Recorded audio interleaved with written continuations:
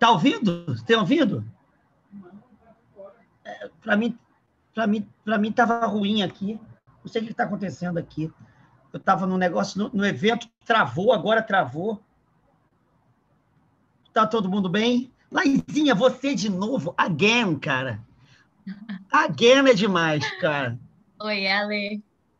Desculpa por hoje, eu não pude começar às 2. Eu estava num evento, já expliquei de manhã, né? Para uma pessoa que morreu há um mês e foi ligada a um programa de pesquisa que eu coordeno e fez um mês, então me pediram para falar. Cada pessoa vai falar uma semana, um tema que era ligado à pessoa. Essa pessoa de um centro espírita aqui do Rio, mas pesquisava na UERJ, e aí me chamaram para falar de um tema em homenagem à pessoa. Achei isso mais legal, né? A pessoa é pesquisadora, desenvolve o tema, é mais legal, né? E aí eu acabei de falar, foi muito interessante, muito bonito. Podemos começar, então, devagarzinho? Se eu puder, se vocês quiserem, eu posso fazer hoje até um certo limite, de 4h30. Na vez seguinte, eu estico um pouco mais e a gente finaliza esse atraso. Pode ser? Para não ficar uma coisa onerosa, já que vocês devem ter outras coisas já pré-programadas. Beleza? Legal? Olha, a minha ideia hoje é apresentar um pouco. Estou vendo que a Maíra chegou aqui em algum lugar. Maíra! Amiga! Bom dia. Bernardo, agora só tem doutores e doutoras nesse negócio aqui, cara. Bernardo Farias, que fez uma tese muito boa sobre política e história da psicologia no Brasil, hein? Baseada em Sartre. Tá aqui, ó, tese de Bernardo Farias. Eu tive o privilégio de estar na banca. Vamos lá. Betão, André, e caraca, hoje o bicho vai pegar, meu amigo. Agora acabou o caô. Então, hoje, esse grupo é o grupo do inferninho, porque eu só vou lançar hipóteses de investigação e vou usar os autores em causa própria. É totalmente causa própria. A minha proposta, então, hoje, é apresentar para vocês o que eu estou chamando de fenomenologia da transgressão. Aliás, que é o tema até do negócio, acho que é amanhã, né? Eu ainda nem escrevi ao todo, né, as minhas hipóteses aqui. Mas vou tentar mostrar o que significaria uma teologia uma fenomenologia da libertação e por que os autores que foram escolhidos eles são importantes para dar conta desse projeto. A começar pelo Paulo Freire, que talvez seja o autor que vai mais nos revelar a potência libertadora da fenomenologia. Por uma razão que hoje eu já vou antecipar, pelo fato do Paulo Freire ter feito fenomenologia. Ele cita Russell, ele cita Sartre, ele cita Karl Jaspers, e ele promove a pedagogia da libertação a partir das bases fenomenológicas que ele tira desses autores. Isso está no texto, não sou eu que estou inventando. Então, ele, ao meu ver, é um dos autores-chave aqui para o nosso problema. Eu chamo de fenomenologia da libertação um fazer fenomenológico que quer ser fiel a dois elementos centrais do que eu tenho chamado de fenomenologia clássica. Fenomenologia clássica, na minha compreensão, é tão somente Russell e Heidegger. Há alguma coisa que vem deles, que mantém e preserva o lastro deles. Mas depois deles, houve muita diferenciação na história da fenomenologia. Muita. A gente geralmente interpreta a fenomenologia como os dois. E quem é heideggeriano, geralmente como Heidegger. Russell é uma espécie de pré-Heidegger. E o que vem depois de Heidegger tem que ser lido à luz de Heidegger. É de um narcisismo, filha da puta, me desculpem. Ridículo, diga-se de passagem. Desonesto e impotente. Porque Merleau-Ponty não é Heidegger, não, galera. Nem Russell, não, hein? Não é, não, cara. Um cara que escreveu Humanismo e Terror, cara. Um cara que escreveu sobre Renascimento. Um cara que escreveu sobre as diversas psicologias do início do século XX. Um cara que escreveu Fenomenologia da Percepção. Esse cara é Russell e Heidegger? Eu não sei quem é obtuso, acha que é isso, né? Levinas, um autor que eu estudo. Até já publiquei algumas coisas sobre ele, inclusive livro. Né? Levinas, que foi aluno dos dois. É Russell e Heidegger? Não, nada a ver. Nada a ver. E ele faz fenomenologia. Aliás, ele faz uma fenomenologia que é contra a noção de intencionalidade, hein? Chamada consciência não intencional. Tem um artigo dele só sobre isso. É fenomenologia. Eu posso citar vários aqui. Hans Jonas, amigo da Hannah Arendt, ex-aluno do Heidegger, faz uma fenomenologia da biologia, do fenômeno da vida, faz uma fenomenologia da técnica que não é heideggeriana. É uma pena que heideggerianos não estudem, porque é muito consistente. E a fenomenologia dele, o que ele chama de fenômeno-vida, é revolucionário. Mais atual do que ele em relação a uma ecofenomenologia, não conheço. Ele pensa o problema da natureza. Heidegger nunca pensou. Natureza para Heidegger, de acordo com a técnica, é fundo de reserva? É. Borboleta é fundo de reserva, né? É. Agrião. Qualquer coisa para ele é fundo de reserva. Ah, mas tem a terra. A terra que se resguarda. Ah, para de sacanagem comigo, rapaz. Para de palhaçada. Heidegger não pensou a natureza. Esse seria tempo, então, até uma piada. Submeter a ideia de natureza a feixes relacionais de campos semânticos. Tá brincadeira aquilo ali? Você acha que uma árvore tem a ver com aquilo? Pode ser, né? Mas vai lá. Significa que a fenomenologia é muita coisa, para além do que eu estou chamando dos clássicos. Mas tem dois elementos nos clássicos que eu acredito que atravessem o que a gente pode chamar de fenomenologia. E que, ao meu ver, é o mais importante para pensar uma fenomenologia da libertação. Dentro da fenomenologia da libertação, eu vou tentar mostrar hoje rapidamente, eu coloco outros braços da fenomenologia da libertação. Um dos braços é a fenomenologia decolonial. É um braço. Outro é fenomenologia de gênero. É um braço, que, por sinal, se cruza em alguns aspectos com a fenomenologia decolonial. O outro é uma ecofenomenologia, que pressupõe a experiência de libertação. Entende? Como via de acesso ao fenômeno. Então, eu vou falar de 3 fenomenologias que são braços disso que eu estou chamando de fenomenologia, né, da libertação. Ora, os 2 elementos que me interessam, que eu tentei desenvolver agora nesse congresso, né, do Dasein, são 2 gestos que, ao meu ver, são importantes para que eles sejam pelo menos repensados, mas eles devem ser colocados na fenomenologia da libertação. Primeiro, é que, segundo Russell, um fenômeno não é somente aquilo que aparece, mas é o que aparece por si mesmo. A noção fenomenológica de fenômeno não consegue ser interpretada se eu não levar a sério o que aparece por si mesmo. O por si mesmo não é o detalhe, ele é a essência do fenômeno. A maior parte das vezes, eu vejo coisas, eu não tenho visibilidade do fenômeno. Entende? Não é à toa que Ser e Tempo leva a sério uma expressão que, na verdade, é de base cristã, de início na maioria das vezes. De início na maioria das vezes, nós olhamos coisas, não vemos fenômenos. Fenômeno, o conceito fenomenológico de fenômeno, não é o que aparece, como é o que surgiu aqui na minha frente. Tem uma tela na minha frente. Fenômeno. Não é isso. É o que aparece por si. Portanto, com medida própria. Na maior parte das vezes, o que aparece não tem medida própria. A medida do que aparece não é a medida dada pelo aparecer. É dada ao aparecer. Não é dada por, é dado a. Isso desconstrói muito do que a gente está acostumado a chamar de fenômeno. Quem quiser, leia o brilhantíssimo trabalho de uma fenomenóloga, que é a Hannah Arendt, que é a primeira parte da vida do espírito, quando ela fala do conceito de aparência, que é o conceito de fenômeno. para pensar a política por meio da noção de fenômeno. Entende? É uma fenomenóloga, ela está fazendo fenomenologia. Ali fica muito claro de que a noção de aparência, que se identifica com a noção de fenômeno, não é qualquer aparência e não é qualquer aparecer.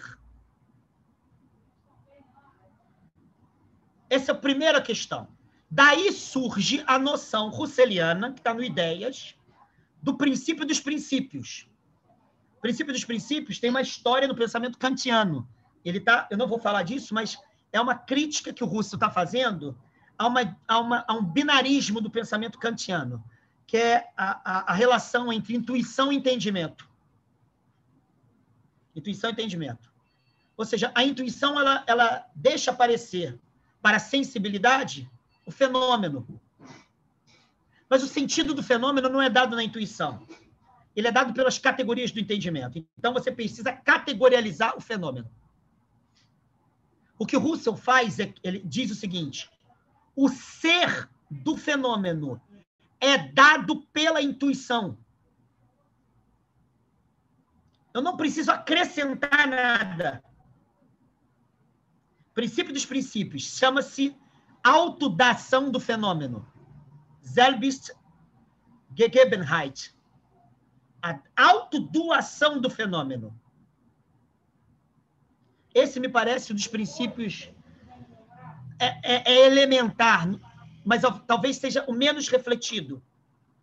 Ou seja, um fenômeno não precisa de acréscimo para ser fenômeno. Ele não precisa de acréscimo para ser fenômeno. O que acontece é que quase sempre o fenômeno ele não se dá, porque o que se dá são os acréscimos. Então, a noção fenomenológica de fenômeno, ela pressupõe a intuição doadora, como diz Russell. A intuição doadora, ela é a autodoação do fenômeno. Auto, tem esse Selbst em alemão. Esse auto é o que interessa. Entende? Pegaram? Na minha interpretação, agora sou eu falando, a partir da fenomenologia francesa, que me interessa muito, é que existe na noção de autodoação do fenômeno uma certa incondicionalidade do fenômeno. Incondicionalidade significa, nesse caso, não é o sujeito que tem um aparelho transcendental que condiciona o modo de se revelar de algo.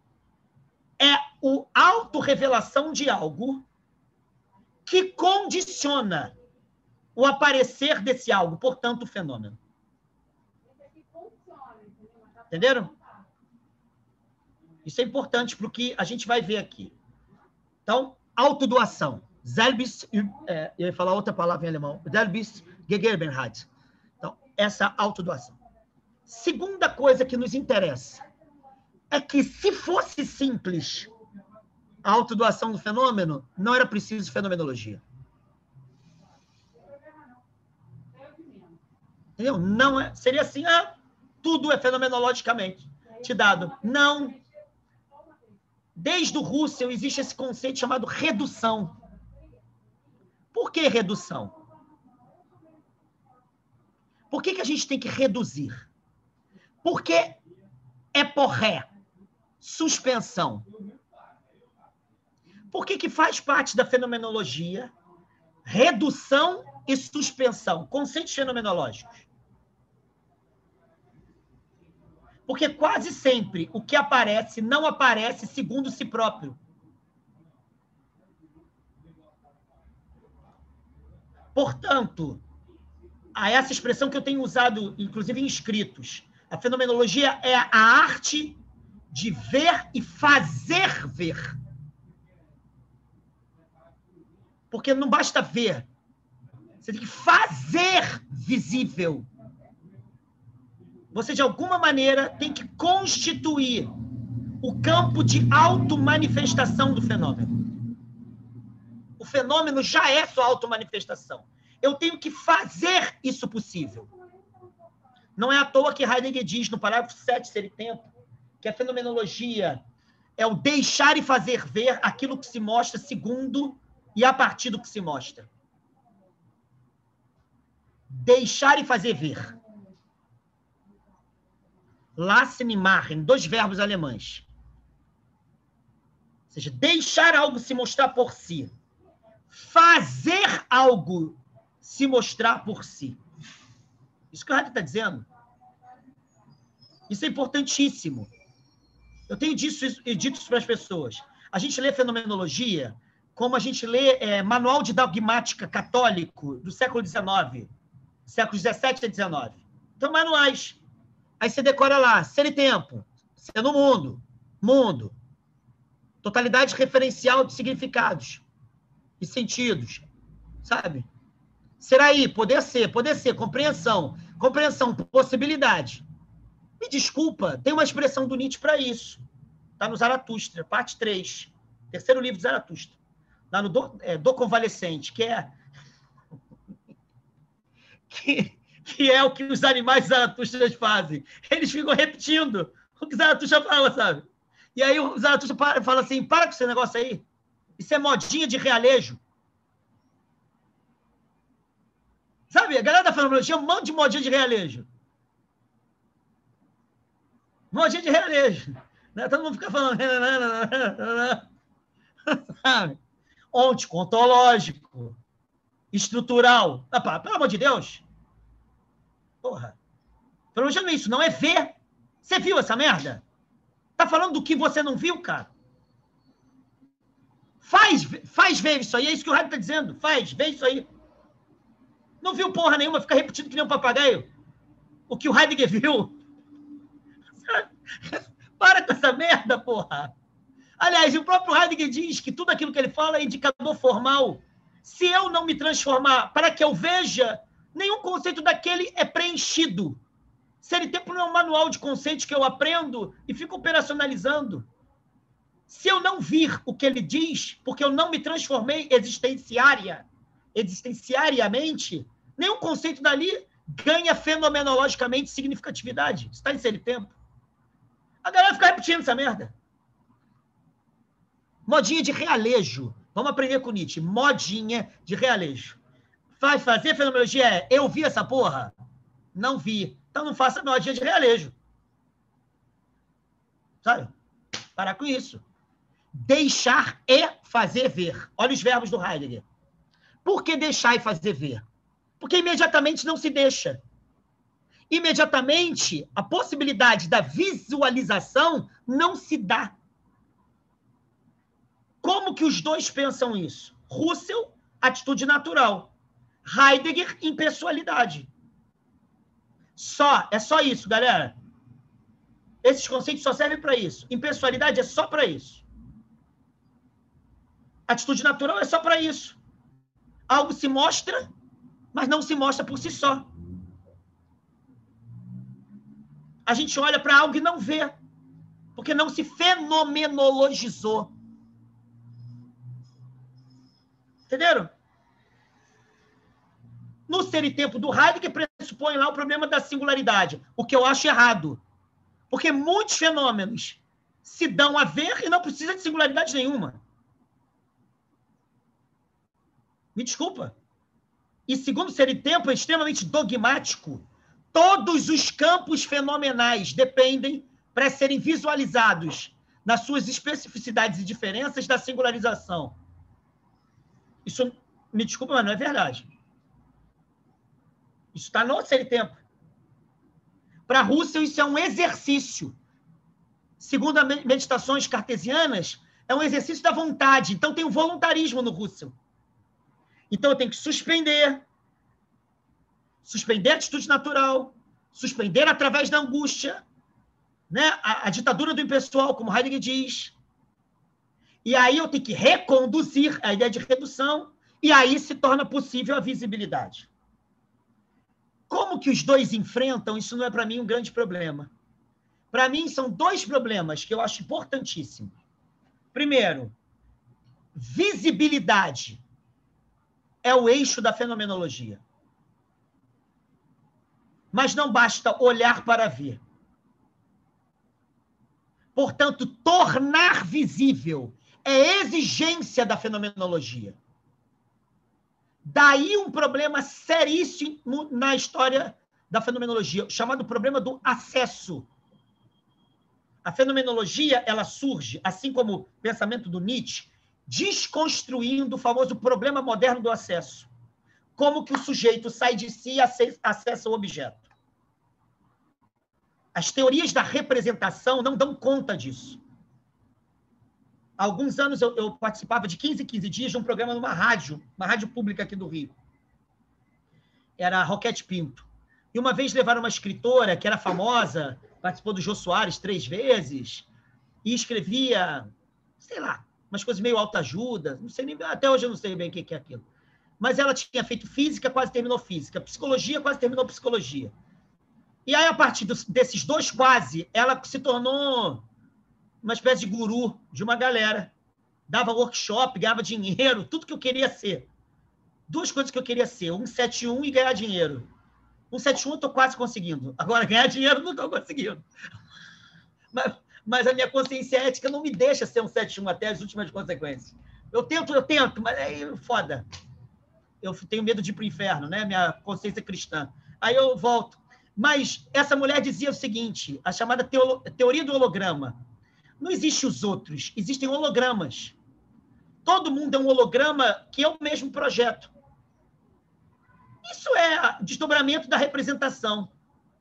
O que se apresenta não tem legitimidade, o que se reapresenta, portanto, reapresenta, isso sim tem objetividade, né? As teorias da representação.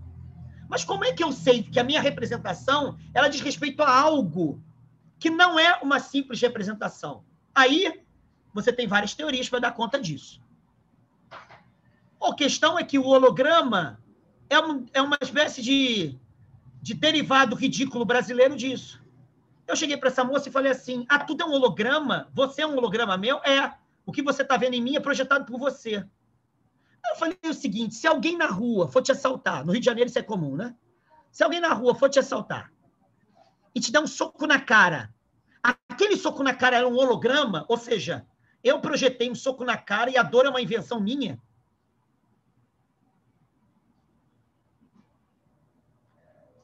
Sabe, é assim que a galera faz, é assim. Né? Uma psicanálise de boteco, uma psicanálise de boteco. É aquela que você está falando de qualquer coisa da sua relação, aí vem um babaca que leu...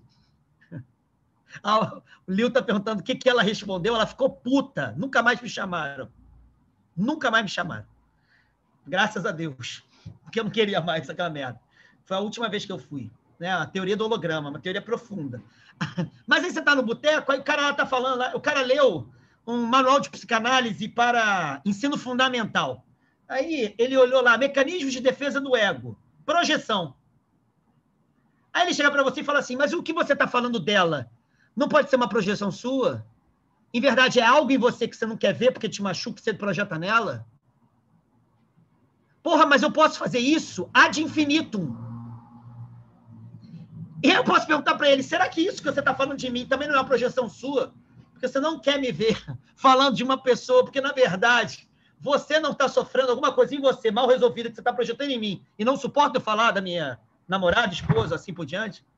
Aí ele pode chegar para mim e falar, será que isso também não é uma projeção sua? Porra, vá tomar no cu, né? Desculpa, eu estou querendo ser mais educado, mas não estou conseguindo.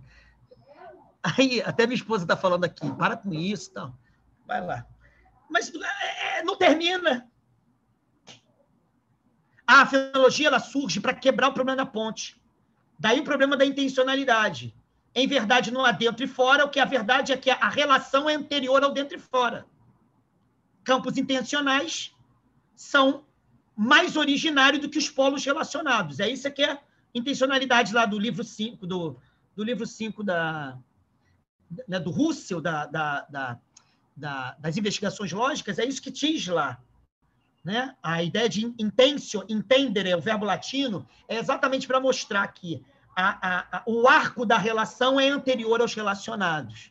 Independentemente desse conceito, a pergunta volta.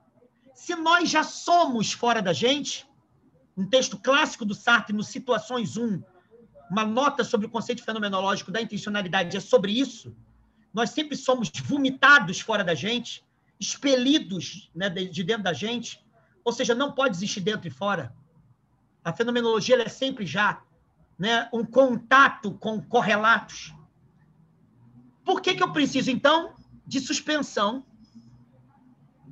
e de redução? Entendeu? A gente precisa de suspensão e de redução porque, em verdade, não basta ser fora. Não basta ser fora. Porque a automostração do que se revela não se revela tão somente porque somos fora. Porque nós nos alienamos desse ser expelido, né, que para Heidegger é a noção de existência. Existere, ser expelido. Para si, sartriano, é um ser expelido. Né? A consciência merleau-pontiana é um ser expelido. A consciência das vivências intencionais russelianas é um ser expelido. Não basta ser expelido para já ter relação imediata com a automostração dos fenômenos. Em outras palavras, toda fenomenologia ela precisa da fenomenologização, a tarefa de produção de visibilidade. A minha pergunta, então, recai sobre esse acesso, essa produção de visibilidade. Porque o acesso à produção de visibilidade não pode ser unívoco. Para todos os fenômenos eu tenho o mesmo acesso. Não, porque campos intencionais, segundo a fenomenologia que eu estou chamando de canônica tradicional, já disse que tem fenomenologia sem consciência intencional. Aliás, e Russell fala de fenômenos não intencionais. Russell fala também. Então, o que eu estou querendo dizer é que, para acessar a visibilidade, a automostração de um fenômeno, eu não posso homogeneizar as formas de acesso a essa visibilidade. Eu não posso dizer tudo vem da angústia, tudo vem da vontade, tudo vem da Gelassenheit, da serenidade.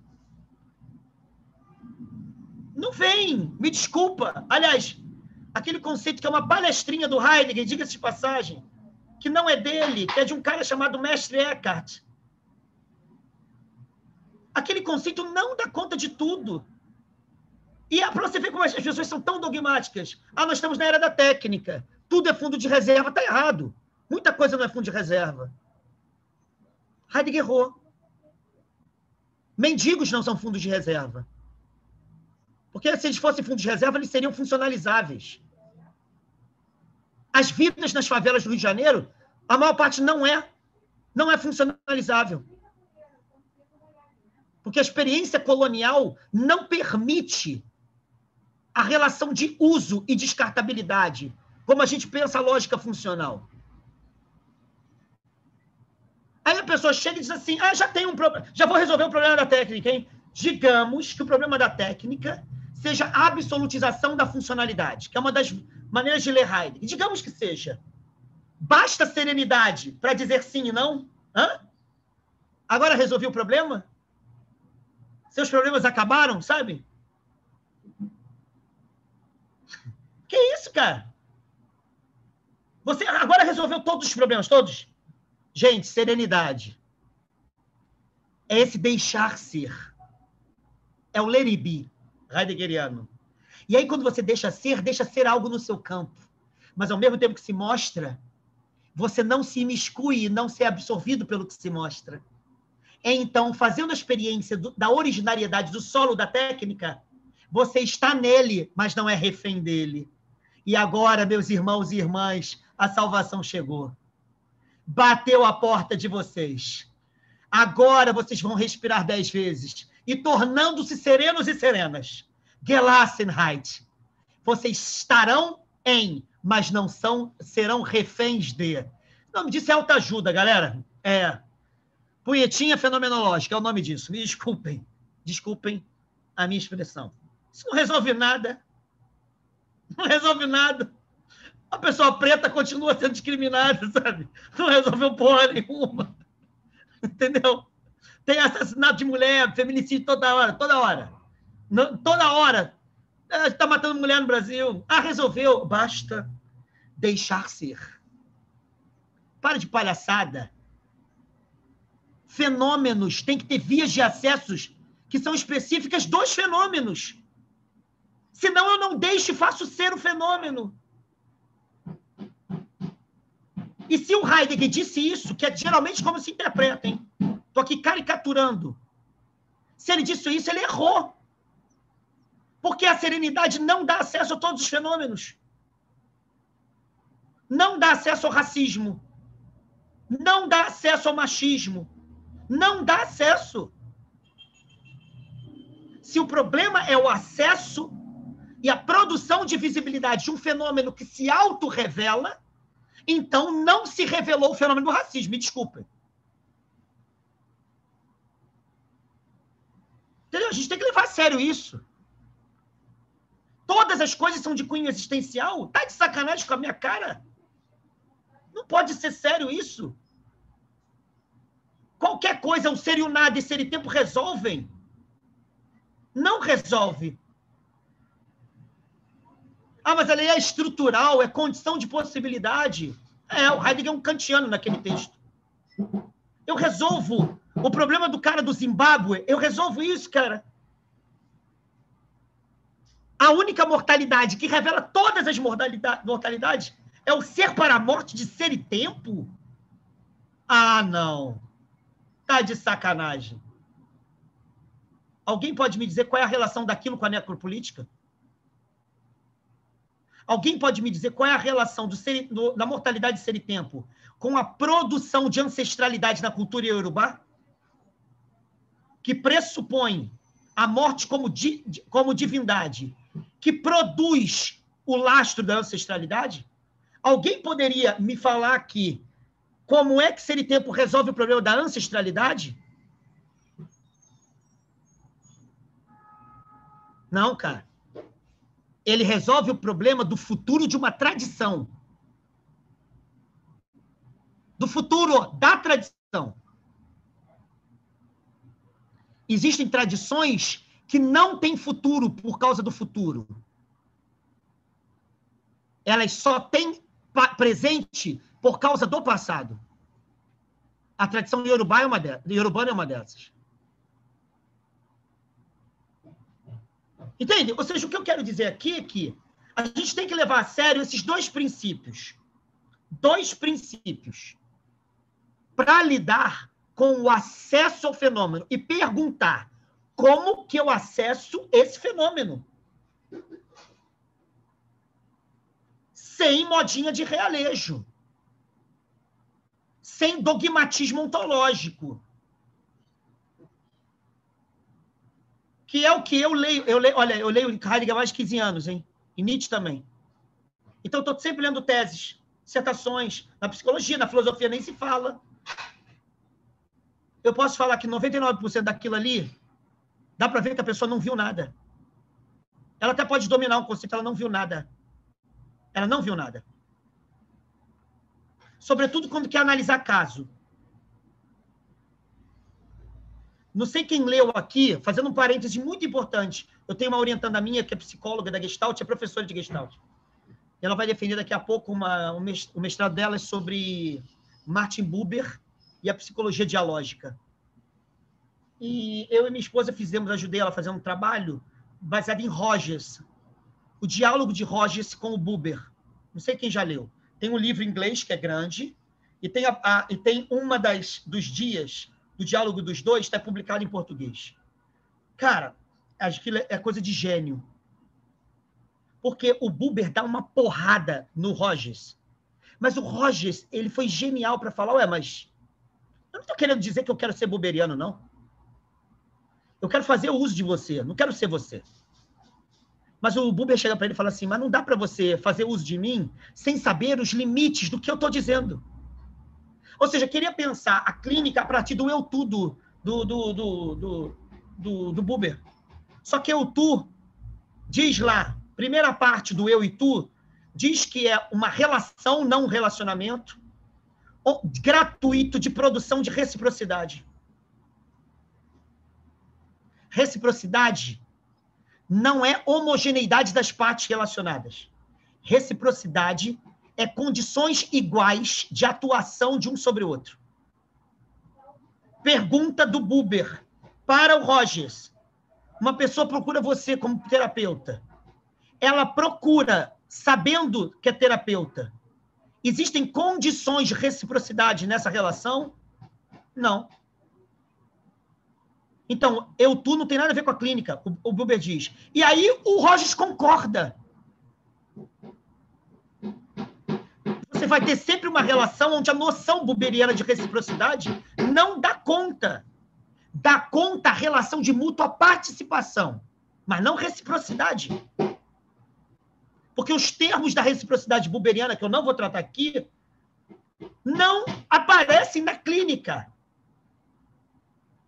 Aliás, o trabalho da minha esposa, que eu acho que ficou muito bom, é para defender uma outra palavra princípio, que não é nem tu, nem eu e tu, nem eu e isso. É nós, é o pronome nós. Porque relação paterna, materna, elas podem ser relações de nós, e elas não são relações de reciprocidade, como pensa o Buber. O que isso significa? Eu não posso pegar, é o que o Buber está dizendo, meu amigo, você gostou do meu livro? Valeu. Não adianta puxar meu saco, que eu não vou concordar com você. Esse meu conceito, ele diz respeito a esse campo fenomênico. Eu sou um fenomenólogo. É isso que o Buber está dizendo. Eu não posso pegar esse conceito e falar de qualquer campo fenomenológico. Você tem que saber qual é o palavra-princípio que dá conta desse fenômeno que você está tratando, meu camarada. Se você vai me utilizar, você tem que primeiro saber que quando você deslocar, já não é mais o eu-tu do Buber. Porque eu não é mesmo fenômeno. Fenomenologia não é a arte de tornar conceitos abstratos, mas a arte de submeter a universalidade do conceito à autorrevelação singular do fenômeno. Entende? Eu estou dizendo aqui as minhas críticas a Heidegger, Husserl, não é eles, é a gente. É a gente que está sempre achando que pode fazer qualquer coisa com qualquer conceito, e não pode. Me desculpa, não vou falar o nome da pessoa.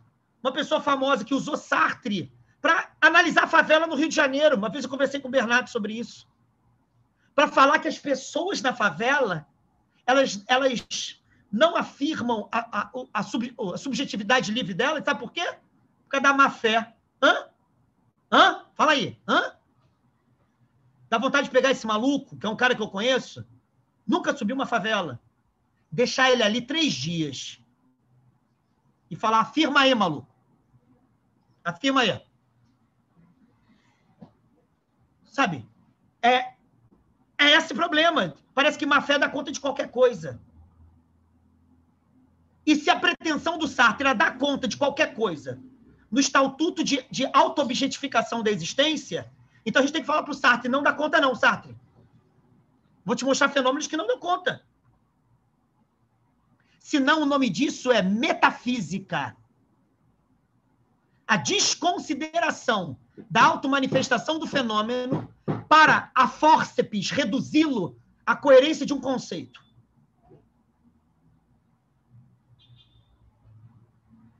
Entenderam? Por que eu estou falando isso com uma certa veemência? Primeiro, para que a gente abra o olho mesmo. Fenomenologia é abrir o olho. Abre o olho, porra. Parar de estar usando antolhos falando que a gente está vendo. Não está vendo, não. Está cheio de antolhos. Agora eu comecei a ver uma galera que está usando Byung-Chul Han. Mais uma, né, cara? Mais uma. Agora a gente criou uma metafísica raniana, Byung-Chul Han, que agora resolveu tudo. O autoempresariado, o sujeito do desempenho, sabe? Agora resolveu os problemas.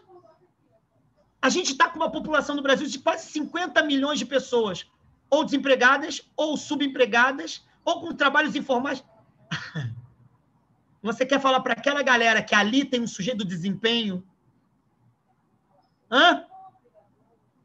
Nos termos pós-Foucaultianos do Byung-Chul Han, que diz que você sai de uma figura da biopolítica e do poder disciplinar e entra na figura da psicopolítica, e que agora não é mais assim, ele diz no final da topologia da violência. Quer dizer, agora a gente está nessa fase. Ou seja, agora o todo é respondido por isso. Porra, Byung-Chul Han, basta eu caminhar com você nas ruas do Rio de Janeiro, que eu vou te mostrar uma galera que não tem nada a ver com essa porra. Isso não é fenômeno, não, Byung-Chul Han? Não é você que fez tese em Heidegger? E a galera que usa Byung-Chul Han para dar conta de tudo?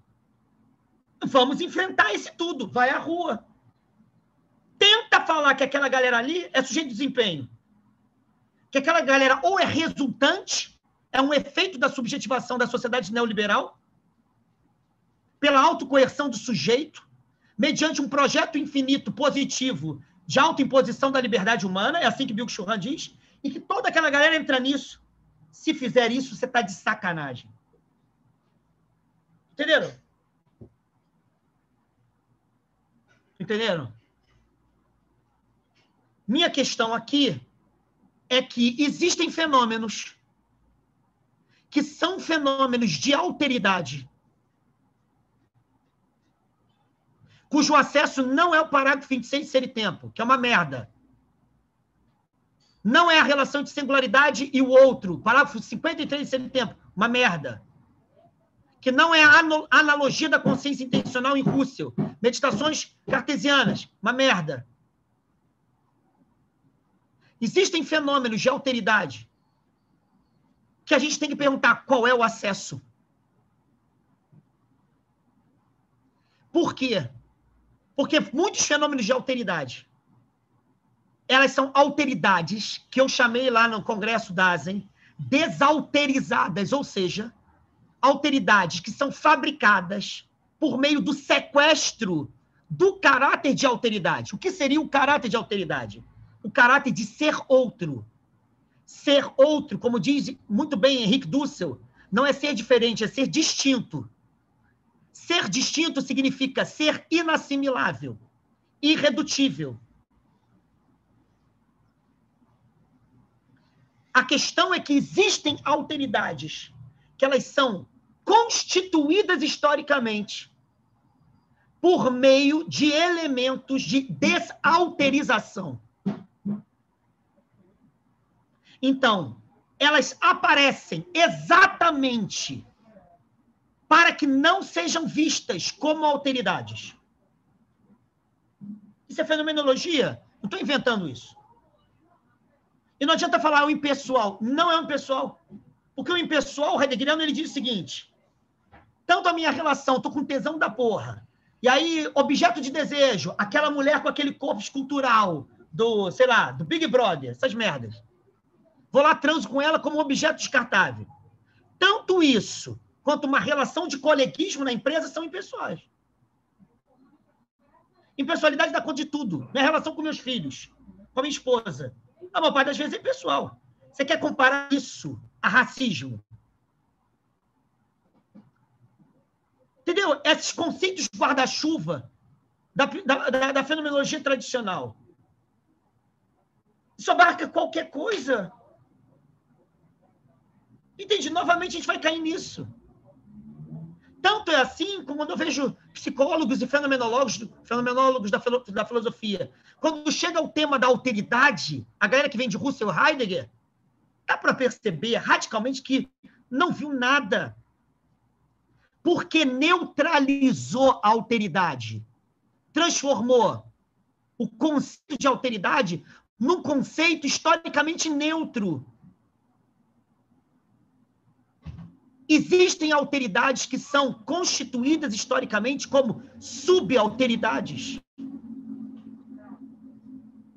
Como se acessa? Como que se acessa a alteridade dos desalterizados? Ou das desalterizadas? Como? Entenderam o problema? Ah, eu me angustio. Ah, decidi. Agora antecipei a morte. Agora se abriu. Ah, agora, que é isso, cara? É isso? Não é isso. Não dá conta disso. Não dá conta disso. dá conta de outras coisas. E a gente vai ter que se perguntar quais são os fenômenos que aqueles existenciais dão conta. Mas não pode dar conta de qualquer coisa. O Ser e o Nada do Sartre não dá conta de qualquer coisa. Basta ler por uma moral da ambiguidade da Simone de Beauvoir, para ver o que ela faz com Sartre. Faz o Sartre falar.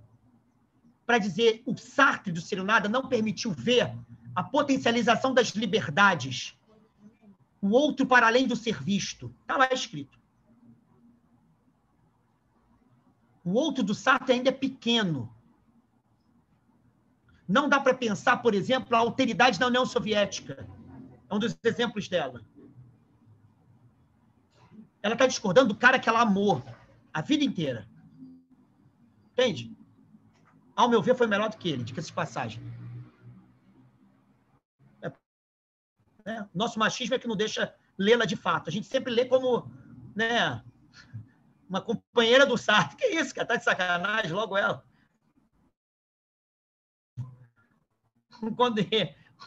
Exatamente quando eles foram fazer filosofia, né, e depois seguir a carreira, ela que foi primeiro, não foi ele, não.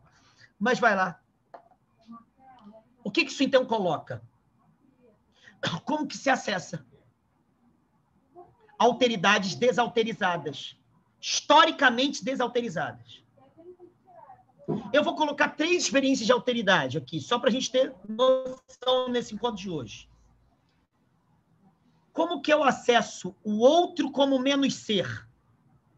Ou a desontologização do outro nos mecanismos de colonialidade, de racismo e de machismo, por exemplo.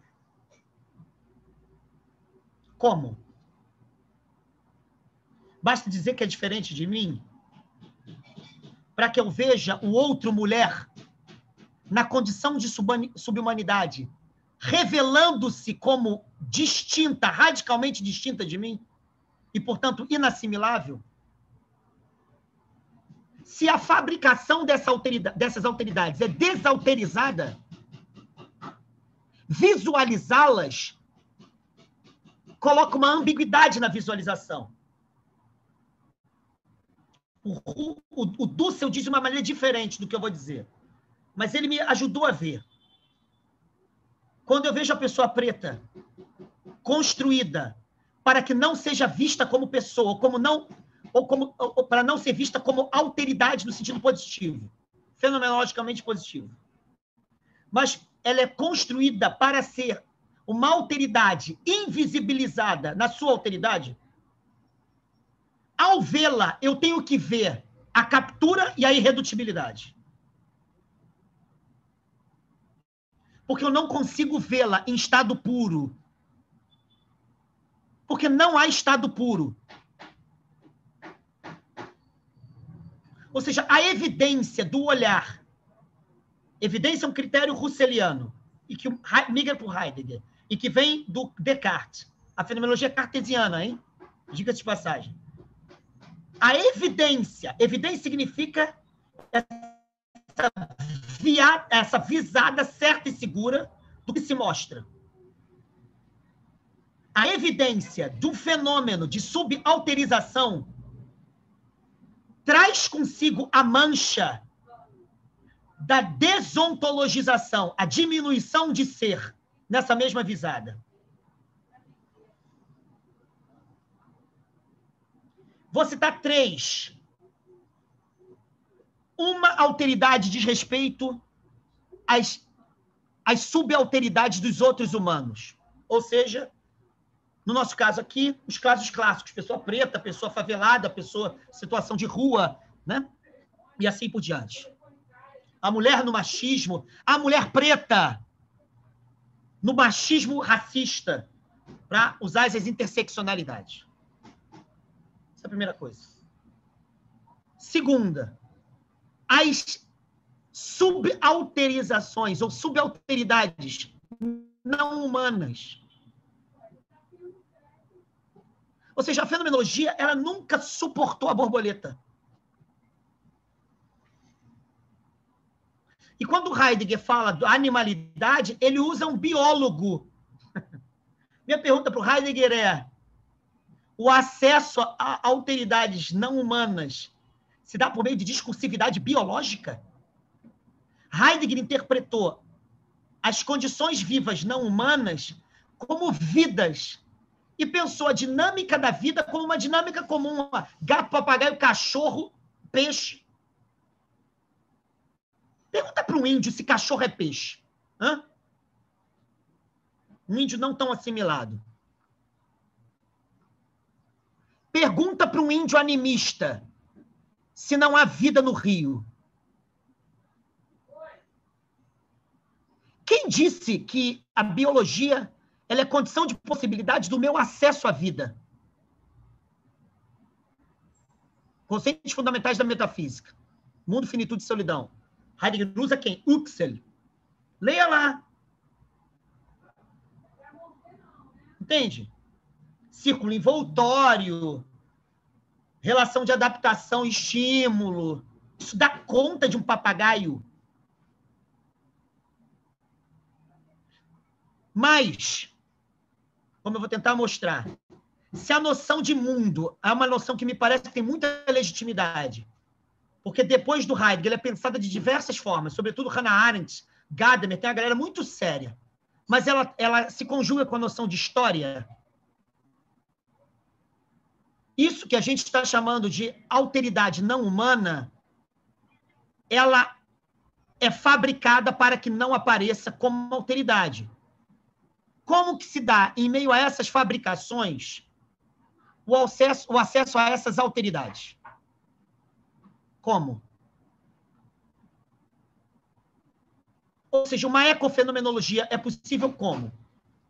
Tudo bem que eu leia biologia, que eu leia ecologia, mas é só.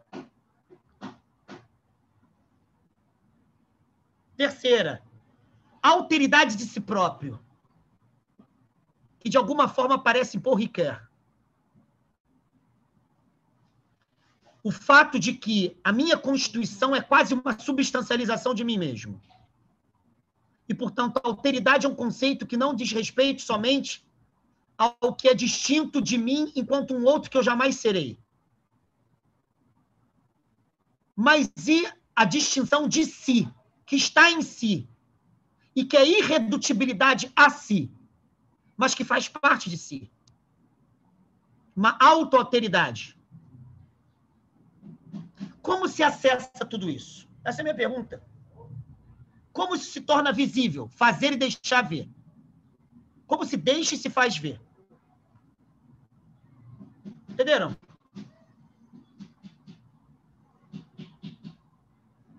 O que interessa para mim aqui é que há um conceito que, ao meu ver, é muito importante para pensar isso e que vai abrir outros conceitos. Um conceito desenvolvido no final da década de 1950, mas atravessa a década de 60, no Brasil, parte da América Latina, e vai migrar para outros lugares, que é o conceito de libertação. Dois grandes disseminadores desse conceito são brasileiros. Desse conceito, perdão. Álvaro Pinto e Paulo Freire. Isso vai migrar para a teologia da libertação. O primeiro texto de teologia que já entra a palavra libertação é a tese de doutorado do Rubem Alves, cujo título acabou de ser traduzido, o segundo título dela oficial na Universidade de Princeton. É uma tese que se chama Por uma Teologia da Libertação, uma tese defendida na filosofia e na teologia. E depois se torna uma obra clássica de 1971 do teólogo peruano Gustavo de Gutiérrez. Hoje ele se tornou padre dominicano porque foi perseguido pra cacete na América Latina pelos bispos da Opus Dei. Cara, eu já dei curso sobre Teologia da Libertação. Leiam Teologia da Libertação. Vocês vão ver o que eu estou dizendo. Para essas pessoas, a palavra libertação não é qualquer coisa. Vocês vão ver comigo no Paulo Freire. A palavra libertação, dito de uma maneira muito, muito, muito abrangente, ela transforma o ver no atuar. Ou seja, o que eu quero defender aqui, com unhas e dentes, é que há fenômenos que, quando são para fazê-los visíveis e deixá-los visíveis. A aparição implica em ação. A aparição implica em ação. Entende? Se eu vi, eu atuo. Ver, atuar. Eles surgem como correlatos. Ou seja, entra no olhar fenomenológico um conceito que sempre foi subalternizado na fenomenologia, o conceito de ação. Vamos lembrar, hein, cara? Vou ser bonzinho com vocês, hein? Vou lembrar para vocês. O que Heidegger diz na Carta sobre o Humanismo? A gente nunca pensou suficientemente o conceito de ação. Hã? Aí eu falo, você lê? Eu li aquele livro, sem brincadeira, meu mestrado é em cima dele, né? Quase umas 50 vezes. Quando a primeira vez que eu fui ler, eu falei, caraca, Heidegger falando de ação, cara. Ele falou, olha, a gente ainda não pensou suficientemente. A essência da ação é vollbringen, em alemão, consumar. Consumar, homem e ser. Peraí, não entendi. Pulei essa aula. Né? Na época, eu não entendia nada, depois eu comecei a defender, depois que eu entendi, continuei defendendo, e hoje que eu acho que eu continuo entendendo, eu vejo que essa merda não diz nada. Para ele, a ação é pensamento que faz a experiência do ser no tempo da metafísica consumada em técnica, porque ela pergunta pela diferença ontológica e não cai na redutibilidade ontológica do ser ao ente. Peraí, Heidegger, é isso mesmo? Por isso você fez merda, né? Quando foi agir, se tornou nazista, né? Porra. Por isso que você falou merda.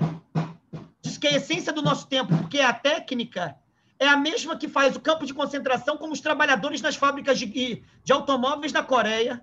Heidegger, peraí. Campo de concentração, fábrica da Hyundai, da Daewoo. Eu não estou entendendo. Isso é ação? É pensar a consumação de ser e homem? E lá ele fala homem, não fala ser humano. Depois ele chama de Dasein. É isso? Não pode ser. Não pode ser. Se é isso a ação, então eu não quero agir. Ou seja, o que a libertação mostra é que há fenômenos, quando se deixa e quando se faz, quando nós os fazemos visíveis, exige a ação como comprometimento com a visibilidade. Ou seja, eu não posso somente ver e descrever, sabe? Vamos descrever aqui? É assim, é assado, é assado. É assim que a fenomenologia pensa. A arte de descrição do que se vê. Legal. Isso é para alguns fenômenos. Não sei se vocês conheceram a história do cara que filmou, tirou a foto, uma foto muito famosa, de uma criança que está, uma criança africana, não sei se é somaliana, está com muita, tá, assim, toda chupada, né, de fome, aquela miséria, e tem um urubu esperando a sua morte. Não sei se ele é francês, esqueci o nome do cara. Ele tira aquela foto, né? Se não me falha a memória, ele se mata tempos depois. Mas o que ele diz depois da foto é muito interessante. Ele viu fenomenologicamente. Mas ele quis descrever, tirar foto. E não interveio. Tem fenômenos que, quando aparecem, nos solicitam na ação. Atuar se torna correlato de ver. Porque é na atuação que a ambiguidade da visibilidade desse fenômeno se revela. Qual? Aparece como alteridade desalterizada, ou seja, sequestrada.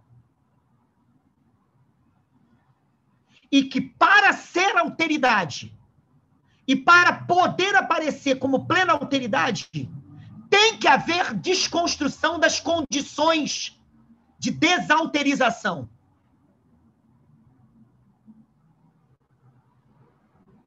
Entenderam? Tem que.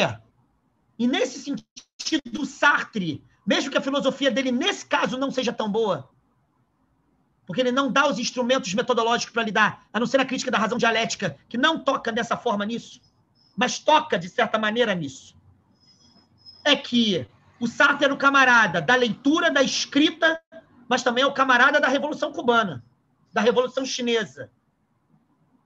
A mesma Simone de Beauvoir, que acha que O Segundo Sexo é um livro de fenomenologia descritiva, quando viu que ele começou a ser operacionalizado pelas feministas na década de 1960, ela diz que ela torna-se feminista e entende o seu livro, porque ela vai para as praças de Paris queimar sutiã.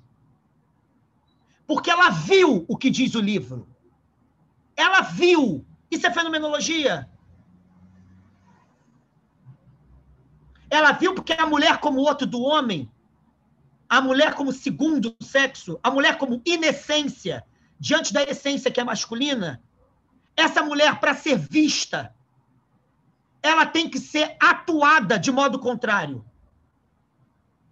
para que não seja mais o segundo sexo. Senão, não se vê. Senão, não se vê. Esse fazer ver e deixar ver pressupõe libertação. Libertação a gente ainda vai estudar, tanto em Paulo Freire, quanto em Rubem Alves, quanto Leonardo Boff, Clodovis Boff, Álvaro Pinto, essa galera que dá a primeira leva, e depois migra para os Estados Unidos e para a África, para a Oceania. Esse conceito migra.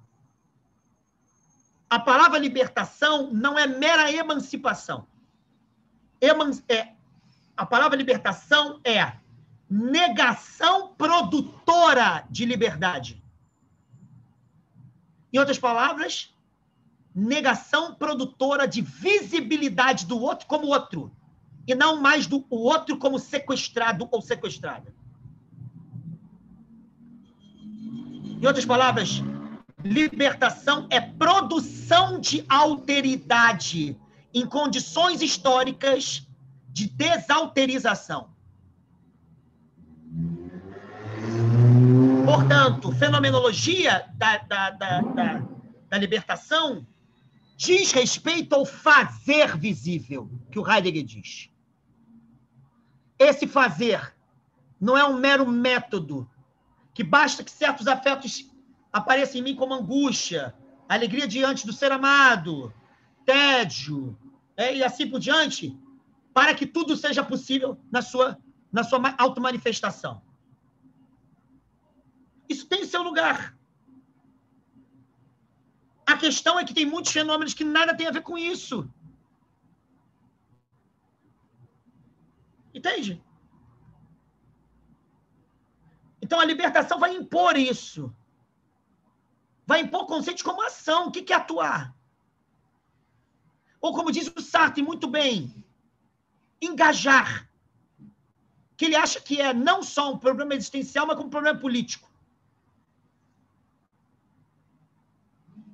Engajar agora, a gente vai ter que repensar fenomenologicamente o que é isso.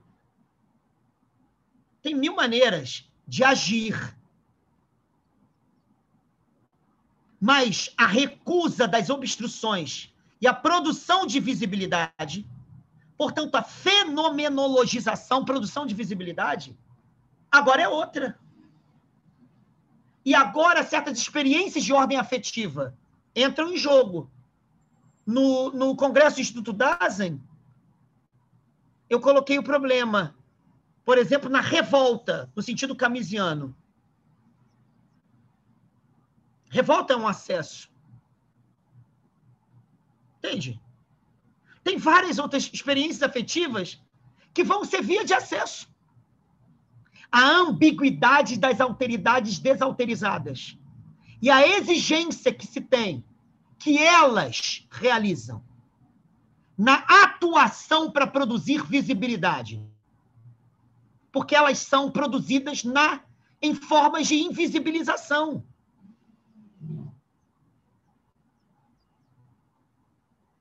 André, peraí, Sebastião Salgado, Pedro, aí mostraram lá a foto, né, lá na frente.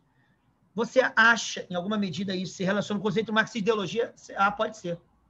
O problema do conceito marxista de ideologia é que ele é o obscurecimento da verdade, né? E depois da Revolução aparece o real tal qual é.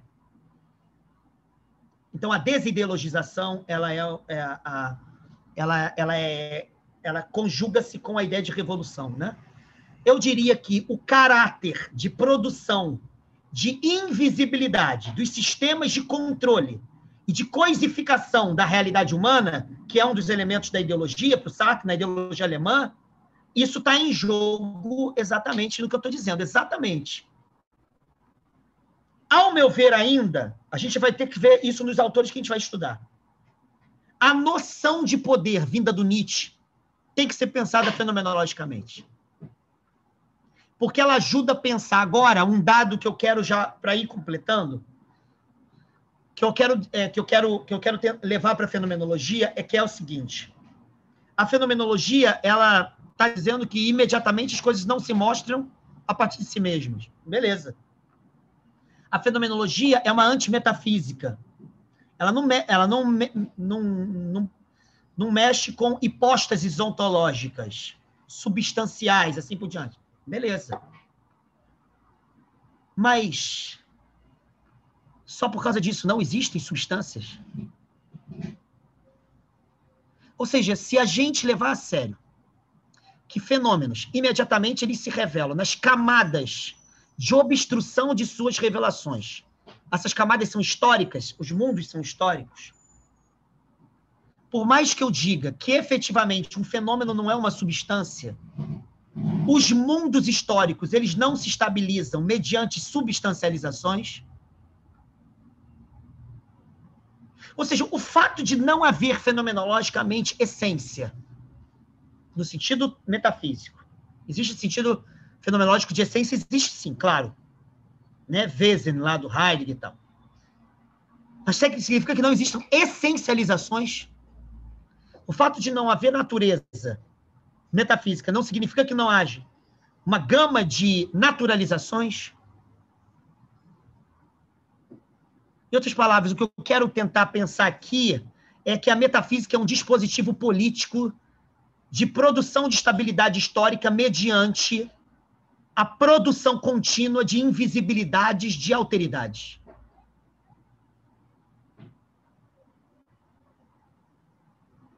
O racismo é metafísico. Feminicídios são metafísicos. Entende? O racismo religioso em relação ao candomblé e umbanda, aquilo é metafísica. Metafísica mesmo. Porque são naturalizações e moralizações de naturalizações, são essencializações históricas. Isso significa que a libertação é uma experiência ético-política antimetafísica por excelência.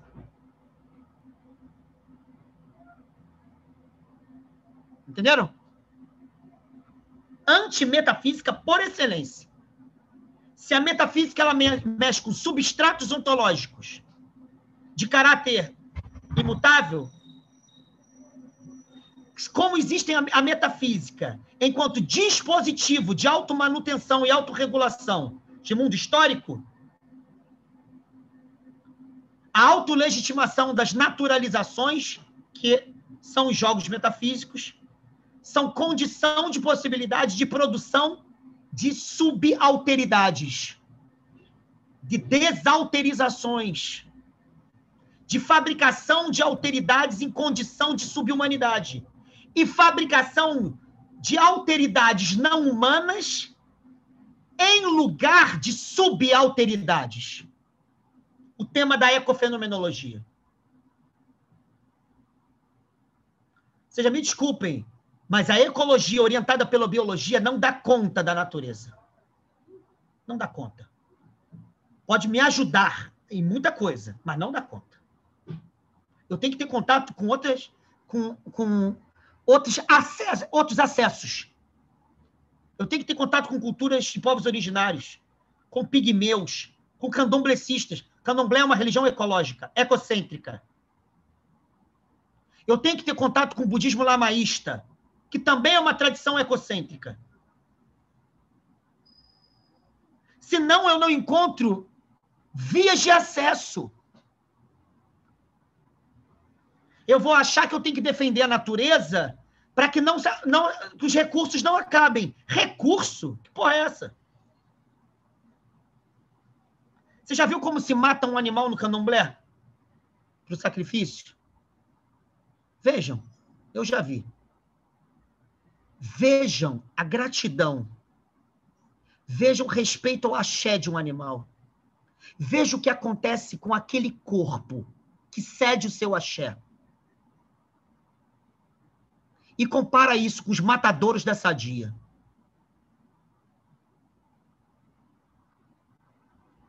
Veja, vai ao candomblé.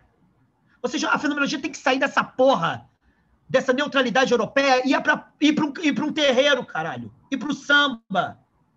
Porque é lugar de acesso, porra. De visibilidade, de fabricação de visibilidade.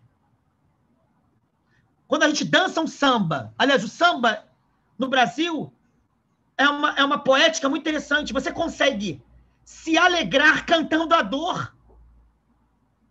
Você consegue se alegrar na Sapucaí cantando a história da escravidão. Puta que pariu! Mas o povo preto também é isso, cara. Se não fosse isso, não existiam os quilombos. Não existiam não existia Umbanda. O povo preto também é isso, cara. O povo preto tem várias formas de luta decolonial, inclusive o samba, que muitas vezes é capturada pela indústria cultural, mas tem alguma coisa ali que nos possibilita visibilidade. Ou seja, um samba enredo em relação à escravidão no Brasil são bilhões que existem. A Portela, então, caralho. Um samba enredo. Os sambas enredos agora dos últimos anos da Mangueira. Ouça e leia. E veja o que aparece.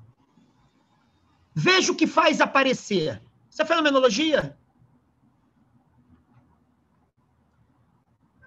Ou seja, a gente acha que os veículos fenomenológicos, eles são esses, assim.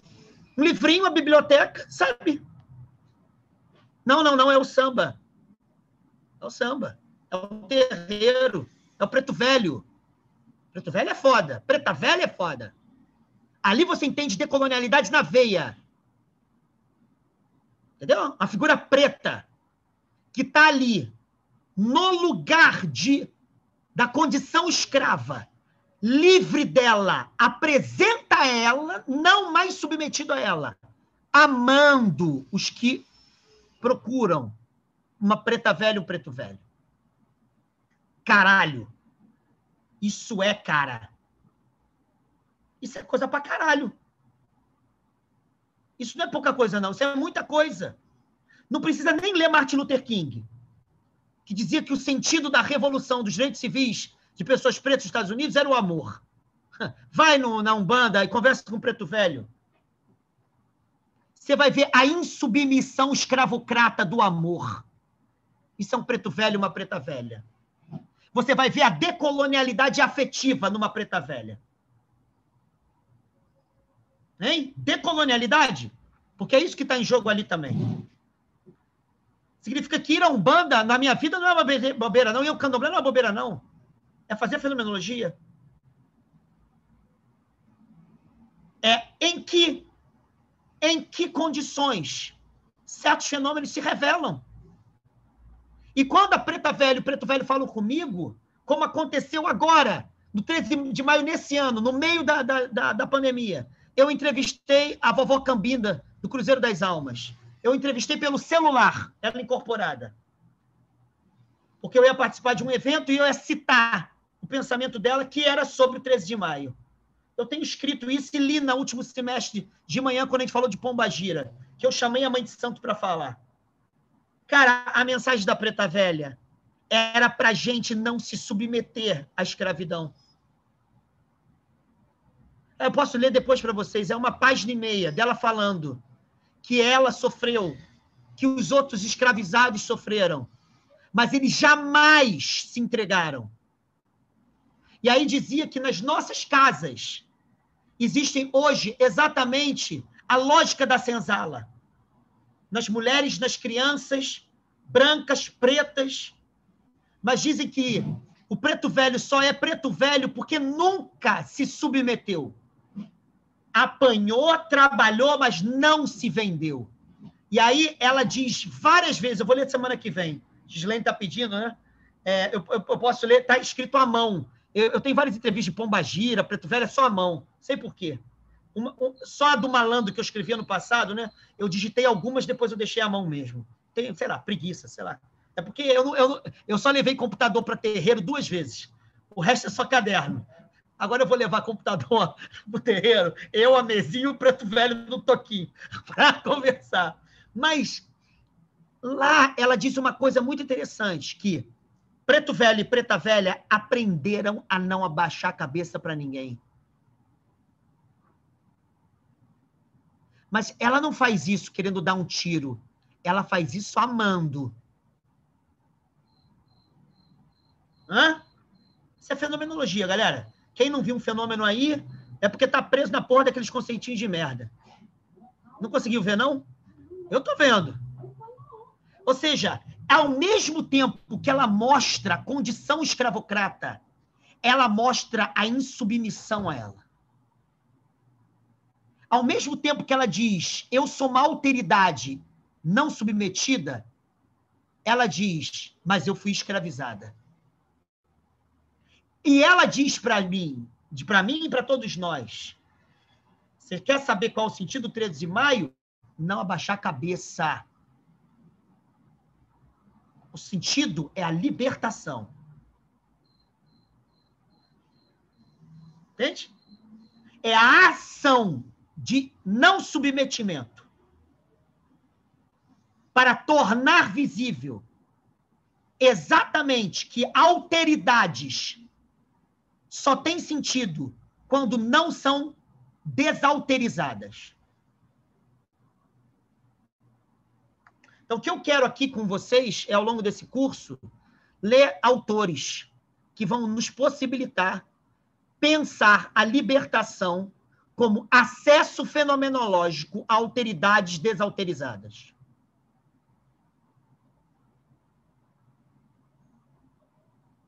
Pegaram? Pegaram? Em outras palavras, eu gostaria, não sei se eu vou, né, que o nosso estudo tivesse a possibilidade de abrir para a gente, vou usar a expressão heideggeriana, porque eu sou um heideggeriano meia boca, uma disposição afetiva, uma não, várias. A primeira que eu gostaria é uma disposição afetiva que a nossa tradição não valoriza, a raiva, a ira, que os gregos valorizaram tanto. A ira tem relação com isso. Ficar puto tem relação com isso. Por isso é que pensadores e pensadoras decoloniais falam em giro decolonial. Giro por quê? Porque se aquilo ali foi um mero conjunto de conceitos e não tiver um turning point para me vincular na decolonialidade, nas ações decoloniais, aquilo não teve nenhuma significatividade. E disposições afetivas ligadas à insubmissão, à não aceitação, à desadaptação, à ira, à raiva, à indignação, elas têm a ver com a fenomenologia da libertação. Mas experiências como amor, como criação, como compaixão, também têm a ver com a fenomenologia da libertação. Porque é a produção de condição de automanifestação de irredutibilidades às alteridades. Entende? E para finalizar, o conceito central para a gente ver como é que a ambiguidade do fenômeno, que é da alteridade desalterizada, aparece como outro ou outra, mas aparece exatamente desaparecendo a sua alteridade. Como no caso da ecofenomenologia, é a coisa mais óbvia do mundo. A fenomenologia, ela ainda é antropocêntrica. Porque mesmo quando ela fala de que nós somos no mundo e nós não somos um sujeito autocentrado, esse mundo ainda não dá nenhuma autonomia fenomenal a seres que não são humanos. E dá toda a primazia a conceitos como ser aí, porque a dignidade da autorrevelação do ser se dá exatamente para o ser que compreende o ser. Somos nós. Não é borboleta, hein? Não é o rio, não, hein? Não é a nuvem, nem o sol. Isso é antropocentrismo, me desculpem. Ah, mas só somos a correspondência e a interpelação do ser. Mas esse ser para ser depende de quem? Do ser humano. Cadê a árvore? Eu estou falando de identidade e diferença, né? A obra do Heidegger da década de 50. Ele fala isso lá. Ou seja, desculpem, mas é uma dignidade muito pequena. É uma dignidade ainda antropocêntrica. Mas há uma palavra que talvez sirva como fio condutor para pensar as naturalizações, essencializações, substancializações de mundos históricos que só se estabilizam mediante a fabricação e a perpetuação das desalterizações, dos sequestros das alteridades, que é a palavra judaico-cristã, que eu adoro, iniquidade. Amanhã eu vou falar sobre ela. Iniquidade é uma expressão que significa mal. Fenomenologia, tirando Paul Ricoeur, tirando Ivone Gebara, fenomenóloga brasileira, teóloga e filósofa, feminista, ecofeminista, diga-se de passagem. Tirando esses nomes, ninguém pensou o mal. E o Heidegger, quando fala do mal, dá vontade de rir, na Carta sobre o Humanismo. Ele fala em uma linha. Mas a tradição judaico-cristã, ela entendeu uma coisa muito boa. A filosofia da libertação levou a sério isso, com Henrique Dussel. Iniquidade é a naturalização da opressão, que não é repressão. A naturalização da injustiça. O não direito de ser outro. Naturalização. A fenomenologia da libertação, no sentido que eu quero pensar, lendo os autores que nós vamos ler, ela é um combate à iniquidade. É a iniquidade, é o mal enquanto opressão substancializada de sequestro e fabricação de alteridades no modo da desalterização. Cada desalterização com a sua história, porque a desalterização colonial contra indígenas e pessoas pretas não é a mesma coisa do que o machismo em relação a mulheres brancas de classe média. Então, a gente tem que respeitar o sentido de ser daquela desalterização. Portanto, é uma fenomenologia da pluralidade da iniquidade. Para cada forma de iniquidade, uma possibilidade de ação específica. Entenderam? Nós vamos começar com Paulo Freire, Pedagogia do Oprimido, um autor que eu amo. O que significa o sistema, opressão como sistema e a dicotomia do sistema entre opressor e oprimido.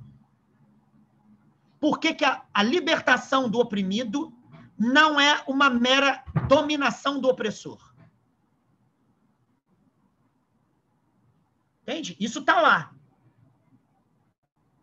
Por que iniquidade não basta dizer não para que ela seja negada? É preciso fazer o não para que seja possível a sua negação. Isso tá nele. Isso está no Paulo Freire. Depois, eu quero estudar com vocês Pele Negra, Máscaras Brancas, do Frantz Fanon. Eu quero estudar 3 tópicos da ontologia e da psicopatologia negras. O que é a construção colonial do outro preto? E por que a violência ela é a condição de possibilidade da produção da pretitude do preto ou da preta? E por que, quando a pessoa preta, isso a gente não vai estudar tanto, mas está lá no Condenados da Terra, como na Argélia, como em parte da África preta, quando, num certo momento, ela diz chega, e ela fala não quero mais isso, imediatamente a interpretação branca de manutenção da violência de qualquer colonização possível é dizer que violência não se combate com violência. Nesse sentido, Sartre foi muito grande. O prefácio dele ao Frantz Fanon é muito genial. Ele diz que, no Fanon, a violência é condição de liberdade. Porque o Fanon, ele desconstrói a moralidade da branquitude na interpretação da libertação da condição colonial das pessoas pretas. Eu não vou entrar tanto nisso, mas eu vou tentar mostrar o que é o preto como alteridade colonial. É isso que interessa ao estudar o Fanon. Depois, eu vou estudar com vocês Gianni Vattimo, um filósofo hermeneuta heideggeriano e nietzschiano, está vivo, italiano, que é criador do pensiero debole, né? O pensamento débil, o pensamento fraco.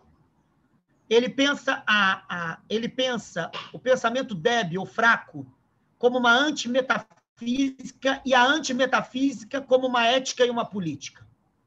Da desconstrução das normatividades metafísicas e de emancipação do devir das interpretações. E isso leva a experiências como amor, como paz, como revolução. E ele diz que ele não quer fazer fenomenologia através do Heidegger. Ele só quer fazer hermenêutica. Porque ele acha que a fenomenologia ela cai em categorias universalizantes que não permitem pensar em emancipações. Ele é gay, católico, maconheiro, italiano. Porra, é tudo de bom isso, né, cara? O cara que é católico, gay, confesso, maconheiro, porra, pra mim já conquistou meu coração. E, por fim, Henrique Dussel. Filosofia da libertação latino-americana. Vou estudar as principais partes. O chamado método analético, para interpretar uma transfenomenologia como libertação da alteridade. Então, nele aparece... Ele conheceu e foi amigo do Paulo Freire. Nele aparece claramente o uso da fenomenologia para uma transfenomenologia da libertação. Em todos eles, eu vou estar querendo responder ao problema: o que é fazer visível nas produções históricas de invisibilidade e de alteridade? Como essa ação permite o combate específico a uma certa iniquidade. Beleza? Beleza? Legal? Eu vou entrar numa galera aí. Se a gente continuar no próximo semestre, eu vou querer fazer uma ecofenomenologia e uma política ecofenomenológica. Então, eu vou entrar, por exemplo, no Hans Jonas, eu vou entrar no ecofeminismo da Ivone Gebara, entende? Na Nancy Fraser, que está pensando um ecofeminismo muito interessante, por meio do reconhecimento da alteridade ecológica. Muito legal. Legal? Podemos? Dussel, qual texto bom? Ai, comunista. Cara, tem de ver aqui. O André está falando, ele é comunista, ele escreveu um livro chamado Et Como, não é? Não tem o Et Homo? Et Como, né? Eis o comunista. É isso. Ele é comunista. Desculpa, vai lá, galera. Quem é que Não, ia eu ia falar? compartilhar que tinha coisa no chat que você não tinha visto. Como é que é? Não entendi nada. Tá uma voz meio... Eu ia só te avisar tinha coisa no chat. Caralho, eu tô surdo. Pode ser também, né? É problema Ele de tá falando fenomenologia. que Não tem tô deixando perguntas fazer... no chat. Ele Ah, tá falando que tem perguntas no chat, mas você já começou a sim. ler. Muito bom. Mente, Olha, primeiro, o texto bibliografia do com a gente. Vátimo... Então, vou citar aqui bibliografia. Primeiro, Pedagogia do Oprimido, a partir do encontro que vem. Então, isso tem PDF. Ah, André está botando um outro texto. Hermenêutica e Comunismo. Engraçado, eu não conhecia. Eu conheço o Et Como. Eu tenho ele aqui. Né? Vai lá. Mas olha, primeiro Paulo Freire, Pedagogia do Oprimido. Quem quiser ler também o Pedagogia da Autonomia, que é a obra, né, do último ano de vida, penúltimo ano de vida dele, podem ler também, que é muito genial, porque lá ele tem dá para ver a crítica que as feministas fizeram à linguagem dele, que ele conta no Pedagogia da Esperança, que ele começa a falar o homem e a mulher. E isso vai orientar muito da admiração da Bell Hooks ao Paulo Freire. Bell Hooks estudou com o Paulo Freire. Muito legal isso. É que ele mudou a si mesmo para ser fiel ao seu projeto. Então, ele entendeu as demandas feministas da linguagem. Muito legal. Então, isso aparece no texto tardio. Mas eu vou ficar na Pedagogia do Oprimido. No Frantz Fanon, Pele Negra, Máscaras Brancas. Eu vou me orientar por isso. É uma obra fácil. Seria a tese de doutorado dele, ele foi reprovado. Eu acho maneiro isso. A obra é boa pra cacete. Mas ele não... Ele cagou e andou. Depois ele refaz o trabalho e publica como estava, sabe? Porque a obra é muito gostosa de se ler. A galera achou que não tinha nada a ver com psiquiatria, né? Como se a psiquiatria tivesse a ver com alguma coisa. Mas ele faz lá uma psiquiatria da condição preta, colonial. Mas vai lá. Então, depois, Henri Dussel, Filosofia da Libertação, tem PDF na internet. PDF está na internet. O Gianni Vattimo, eu vou usar dele vários textos. Ele tem um texto que me interessa, uma parte dele, que é Para Além da Hermenêutica. Me interessa a parte de ética dele. Para Além da Interpretação, perdão, estou viajando. Para Além da Interpretação. Eu não sei se tem PDF dele, é da editora Tempo Brasileiro. Eu gosto muito dessa obra. E tem uma parte sobre ética e política que me interessa muito. Segundo texto dele é O Fim da Modernidade, sobre o conceito de superação, que ele usa uma palavra em italiano, remiterzi, para traduzir o Heidegger e o Nietzsche. E ele vai chamar superação de retorcimento, retorção. E ali aparece a metáfora dele do dentro e fora, o chamado método da invaginação. Né? Vaginação, ele está pensando numa relação heterossexual de ficar, né, metendo e tirando, era isso. Ele acha que a metafísica não se supera saindo. Ele acha que é uma meteção, bem legal, ele pensa isso. É uma trepada. Metafísica trepando. Eu concordo com ele, porque eu tenho tido muitos orgasmos ao longo desses anos com a metafísica. Mas, porque é uma saída e uma entrada. Caso contrário, se você achar que você sai, ela te ganha. Entendeu? Então, ali tem um método para entender o que é a política do enfraquecimento. E eu quero ler com vocês um texto dele religioso. Ele também fez filosofia da religião. Chamado... como é que está traduzido isso? Depois da Cristandade. Está lá dentro. É um texto que ele pensa no caráter hermenêutico da encarnação de Cristo. O que é a encarnação enquanto hermenêutica? E para ele, o cristianismo, ele é um grande libertador, porque Deus deixa de ser uma transcendência e se faz carne histórica no jogo das interpretações. Exatamente por isso, o legado da hermenêutica é cristão, porque a hermenêutica ela tem que encarnar a interpretação no jogo das interpretações. Consequentemente, isso é uma máquina de guerra contra as substancializações, porque toda substancialização é uma interpretação sem encarnação. Entendeu? Então, isso gera uma máquina de guerra. Muito legal. Beleza, galera? Pode ser? Seremos felizes e felizes para sempre? Mairinha? Uma outra proposta metodológica minha. Minha ideia é que eu fale mais ou menos 1h20 e a gente fique 40 minutos discutindo. Eu estou com essa proposta. E aí vocês tragam, leiam lá o Paulo Freire, mas tragam questões. Muita gente aqui é da clínica. Se vocês ficarem falando de clínica, eu vou fazer uma cara de otário e falar, eu acho que é isso. É isso que eu vou fazer. E vou fingir que eu sei e vou falar, é muito importante esse conceito. Mas eu vou fingir.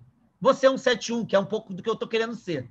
Mas a ideia, independentemente da clínica, é pensar o problema da fenomenologia da libertação. Então, traga outras questões. Pode ser? Legal? Beleza, André, Laizinha, Gabriela, Marina, tem uma galera, Thaisa, Ana Freire, já tem nome de gênio, Paulo Freire, tem a ver com ela, Gisleide, que me fez uma pergunta aqui, que eu não me lembro mais, mas fez, e eu tentei falar rápido, que eu não me lembro qual era. Você respondeu. A bibliografia.